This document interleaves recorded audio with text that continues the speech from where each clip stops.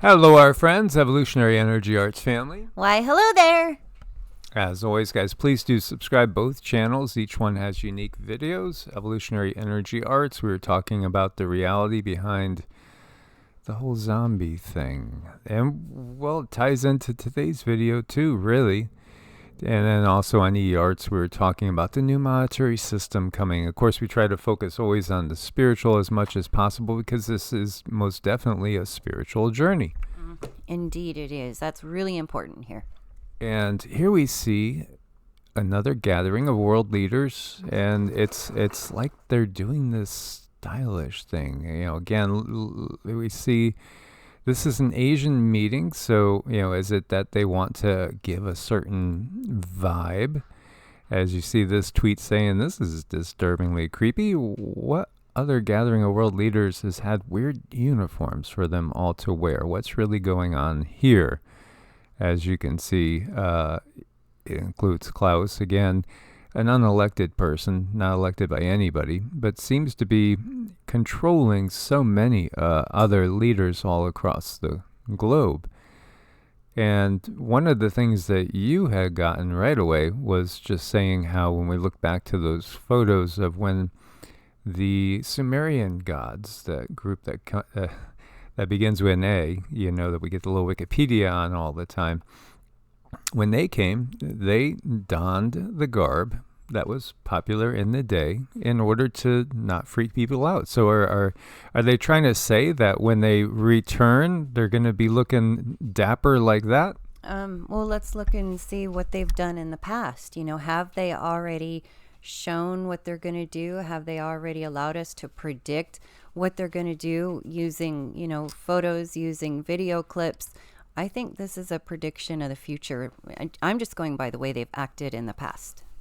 Yeah, because again, what we've gotten is, how many times have we gone through this? This is the first, the second, the third. How many of these cycles and then leaving the Kali Yuga and coming into an era where we start to realize that everything that we took to be sacred, everything we took to be true and factual was in fact a distortion. It was all an illusion that was given to us by the controlling group, which ultimately is not Homo sapiens. And we see here the agenda, WEF Asian Summit, Klaus Schwab, Biden, and Trudeau.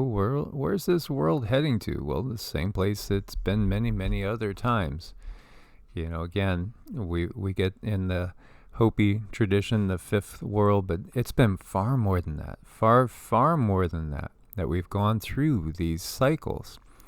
Collapsed cryptocurrency exchange FTX has ties to the Ukrainian government, the WF, and top Biden advisor. And of course, there's always this massive, quick as you possibly can, just let's sweep away all traces of things that happens. But, again, too little, too late as far as being able to sweep away all the evidence. But when the masses are operating like mind-controlled zombies and are asleep at the wheel, just trusting in the system, well, unfortunately, it doesn't get enough notoriety. FTX has some eye-opening connections to powerful entities and individuals around the world before it all came crashing down. And then what do we see? We see, that their info is removed from the WEF's little website.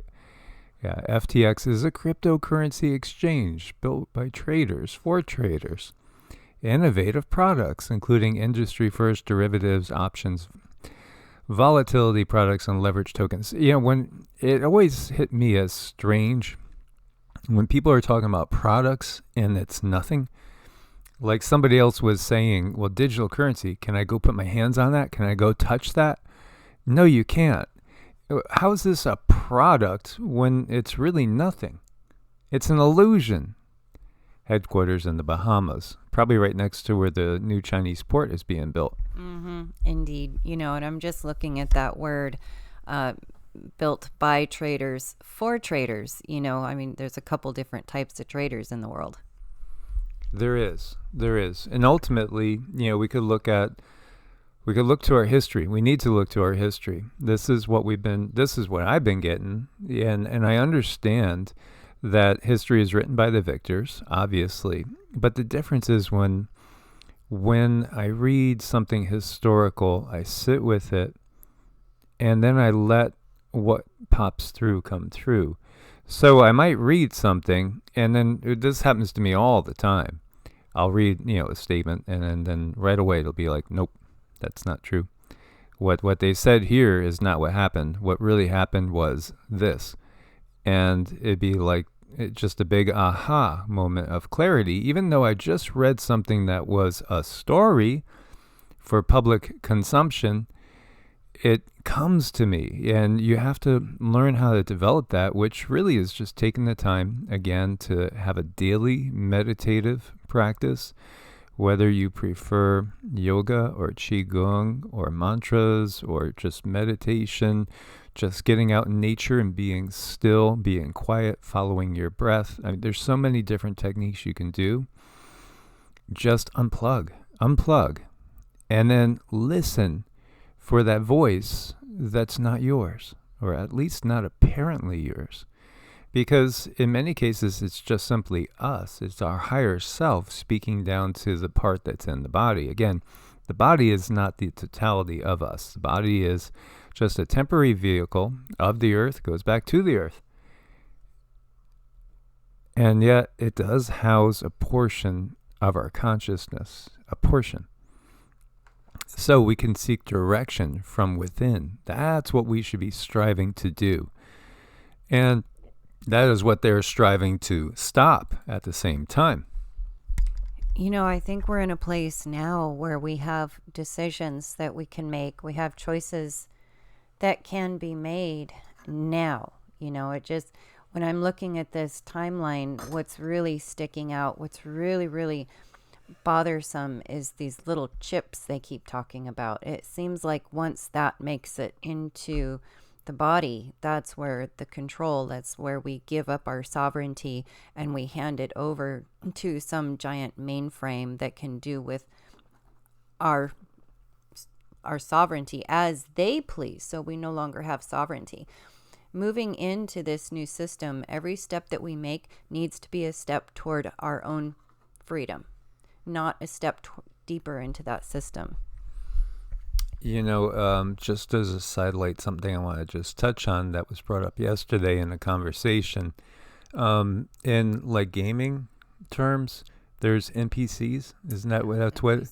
Yeah. Non-playing characters. Non-playing characters. And somehow there's this concept out there that there might be NPCs, so to speak, in our world. And I think that's extremely dangerous. I can't think of anything more dangerous than that. If you start conceptualizing that there's some entities out there that are soulless, that are less than, that's what happened to the Native Americans. That's what happened to the indigenous people across the globe.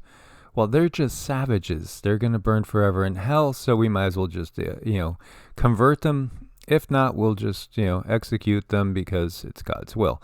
There's nothing more dangerous than viewing another as being less than. Even when we look to the leadership, even when we look to that face there, again, because we might be viewing our dark controllers as being soulless, and in some ways they have sold their soul, but what happens is things always get twisted. Somebody gets blamed. There's always a scapegoat.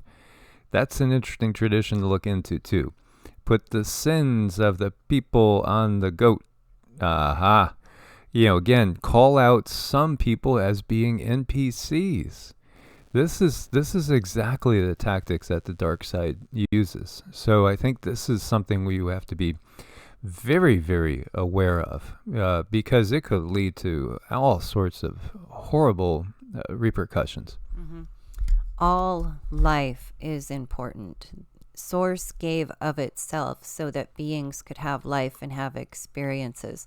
So for us to take this opportunity and build onto our soul as much as possible is really something that we can do that is great. And we all get to express ourselves as a little individual piece of source. But to view anything that it's just, playing a part in your life, that does feel very dangerous. Like, you could then cut off your empathy toward these entities and just act in a totally different manner as if they are not a part of. Absolutely. And so, yeah, there are some beings that don't act in very humane ways. History is full of them. Very, very full of them, unfortunately. And again, that's just what we know of. All the history that we don't know of, at least in the sense that's put down in literature, we can tap into the knowledge of what has happened in the past. And we are developing those abilities. And the key is the sun. And again, it's absorbing the rays from the sun. The light is knowledge. The light is information. And the light is also restructuring our DNA, as we were touching on yesterday. We are no longer going to be carbon-based life forms. Our vehicles are getting upgraded. They're getting upgraded, to just put it in simple terms. And meanwhile, the controllers want to downgrade the vehicles. The controllers, when they feel like and they already are at that point where they recognize they can't control this, it's coming, they can't control it. So they're going to have to give us a new version of humanity. But let's listen to Herr Klaus. Of course, if you look at all the challenges, we can speak about the multi-crisis. An economic, political, social, and ecological, and institutional crisis.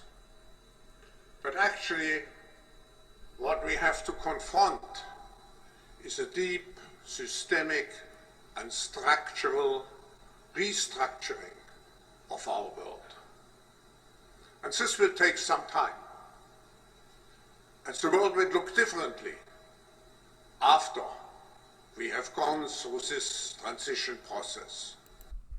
So the transition process, restructuring, obviously the great R that we've talked about, but it's bigger too, and it's going to take some time. And the world is going to look totally, totally different.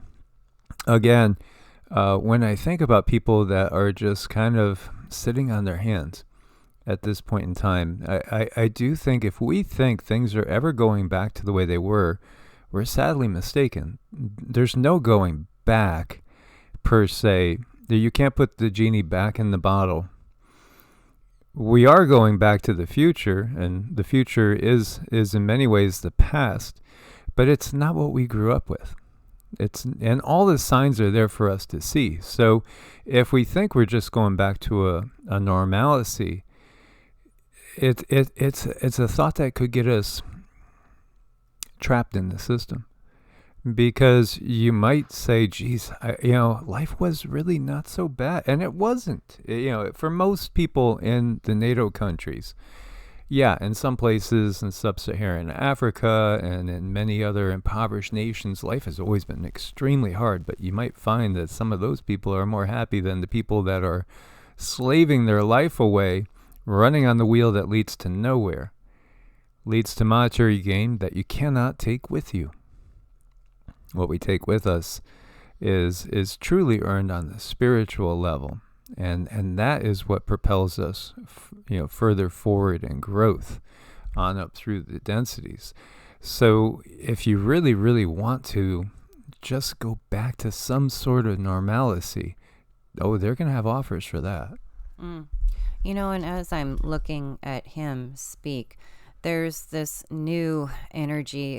It's been there, but this energy, this Draco that stands behind him, has a new lock on him. It has a new desire to devour and use him as a puppet. So his energy is very extreme, and he's going to make sure he does exactly what he says he does. This Draco that's standing behind him is very strong, very powerful, and it's like they've come to a new level of making sure that what they have planned to move forward is exactly what they're going to do. Again, the leaders are nothing but puppets. These are just puppets on strings. There is no more free will for these people. It's very, very sad, truly, and they're awful, yes, but they're compromised in so many ways. Let's listen to 46. Against this backdrop, it's more urgent than ever that we double down on our climate commitments. Russia's war only enhances the urgency of the need to transition the world off its dependence on fossil fuels. Yeah, we know about all the timing and stuff. Isn't it fascinating that these world leaders all use the same language at the same time? By the way, this is from November 15th. 46 abruptly cancels G20 meeting amid reports of serious health concerns. Yeah, we'll see. Again, what we shared with you months ago was that his chart shows that it's a very, very dangerous astrological chart, to be specific. It's a very, very dangerous time personally. And again, there's more than one version of what we see right here, and that's very obvious. To everybody that's really watched him closely, some of them don't even look remotely similar. There's just major differences in the energetic patterns around the person, as well as characteristics, facial features, structures, the way that they talk. So again, the real could be gone, and we wouldn't really know it if they want to keep going forward without any outward change. Yet it might be time for outward change. It all depends on what suits their purposes best. Depends on what they need and when they need it. And what the world needs is more dancing and more waking up. But unfortunately, we're finding more and more of this. And this is going to, if it hasn't already hit the masses, that there is something that's absolutely very out of place, very different about these times. Yes, again, there are stages to what's going on right now. Stages. Recognize what they have told us. We are probably one of the last generations of Homo sapiens. Again, Yuval Harari. We are probably one of the last generations of Homo sapiens. That's from a handful of years back. Again, they've told us this, and then we see humans could face reproductive crisis, sperm count declines. What's new about this? Well, all the ones that we've gotten so far, and there's been many, many studies showing sperm counts are declining rapidly, extremely rapidly.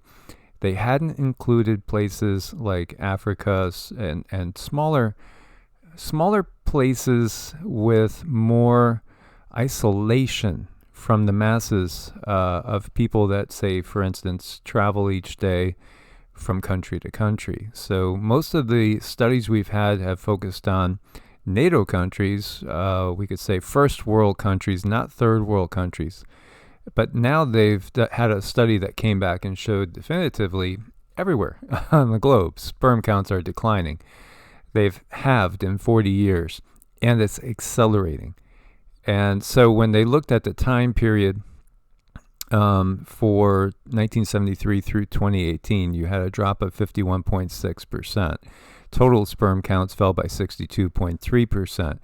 Now, moreover, when they looked at it, so you have a 1.16% per year since 1972, but then from 2000 on, the decline was 2.64% per year.